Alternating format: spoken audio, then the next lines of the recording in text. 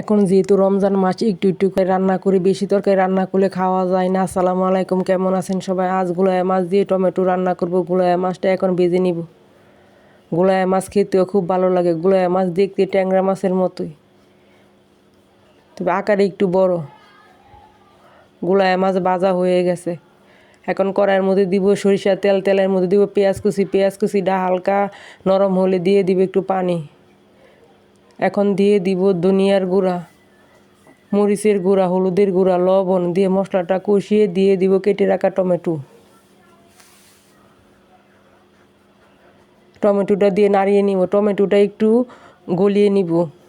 এখন দিয়ে দিব পানি।